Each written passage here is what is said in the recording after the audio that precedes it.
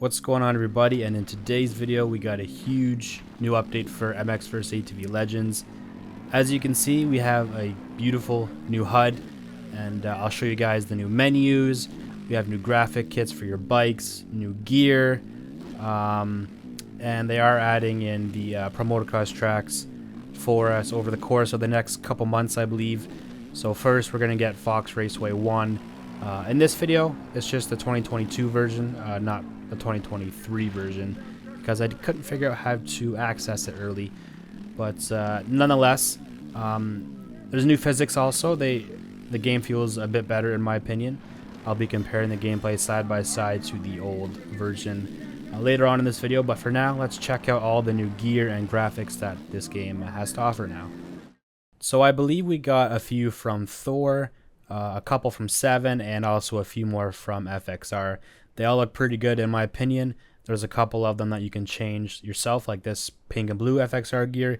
You can customize that any way you want, and there's also the blue 7 gear set that you can change any color any color that you want it to be. You can change it.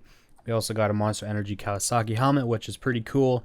We don't need mods anymore. We're basically just getting all that in updates in this game, which is awesome. Pretty much in every other game you'd have to mod just to get the factory sponsors and stuff like that, but now we're finally getting them, so that's pretty cool. All the gear looks good in my opinion. All the FXR gear is basically from this year, I'm pretty sure. The 7 and Thor, I'm not too sure if it's new or old, but they look pretty good. And obviously we have this new garage locker room background when we're changing the gear or the bike up, so it looks a lot more better and it gives the game more depth or a real feeling, because before it was just a blue background. I'll show that after I show the bikes off. Yeah, the whole menu design is way better. It's refreshing. It gives the game a bit more of a new feeling. It's really nice. When you're going through the bikes, they're on these little platforms, and it's just a nice little detail that should have been in the game, I think, from the beginning. But it's nice to see changes happening to this game constantly. It just keeps me coming back to it. So yeah, we have all the Pro Circuit, Factory Connection, suspensions, and I think Showa.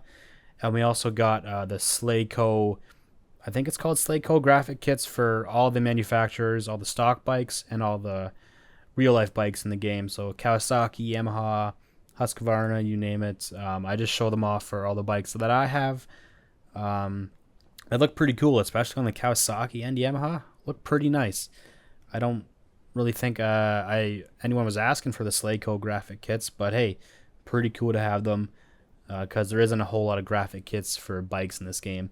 And here's me just showing off the new career menu. They updated this finally, so now you don't have to spend 20 minutes scrolling through to get to your racing career, because before it looked like this, kind of basic menu looking, very simple, but you'd have to scroll for forever just to get to your race, and it was pretty annoying. So the new menu and graphics are a much needed upgrade that we finally got.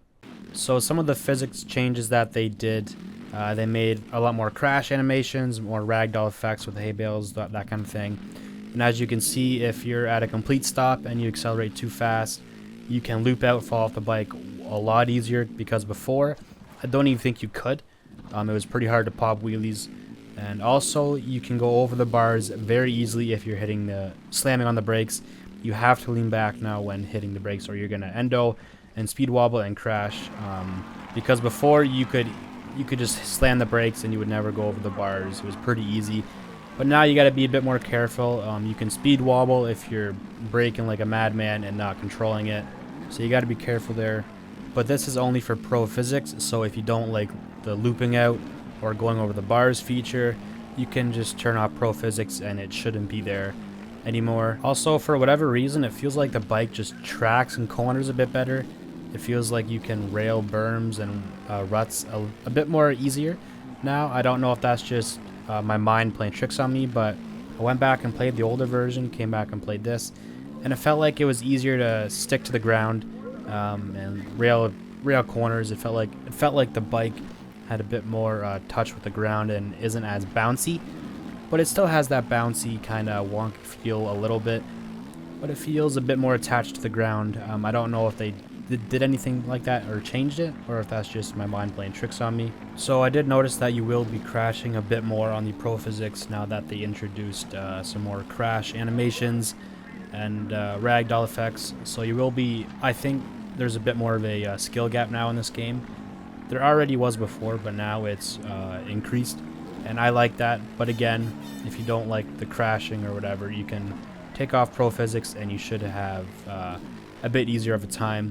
One thing I'm really looking forward to that's in the patch notes is that all of the AI on the 2023 AMA national tracks that they're releasing are supposed to be improved and more competitive.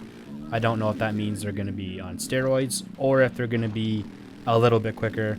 So hopefully we can actually have some battles with them, because as we know, the AI is very poor in this game. So for me, a single player like myself, I'm pretty happy about this. So hopefully they're actually pretty competitive. So now I'll put on gameplay of the old version, and I don't know why my guy is missing half of his head.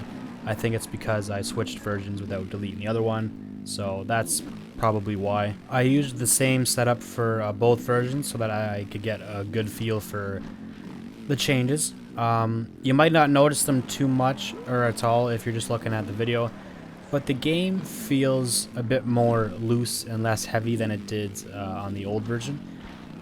But it still has that heavy feeling that Legends already has, but it just feels a bit more loosened up, which I do appreciate. I would say it also feels a bit more difficult now, like I said, with your guy crashing a lot more, but it's not a crazy drastic change, but it is noticeable once you play it side by side. Overall, this update is a huge W, maybe besides the fact that we're getting the Pro Motocross tracks released over the course of the next couple months instead of right away. But I think that's so we stick around and keep coming back instead of getting drained right away after grinding all those tracks. I'm really looking forward to Redbud because I know that layout is changed this year a little bit, so that it will be exciting.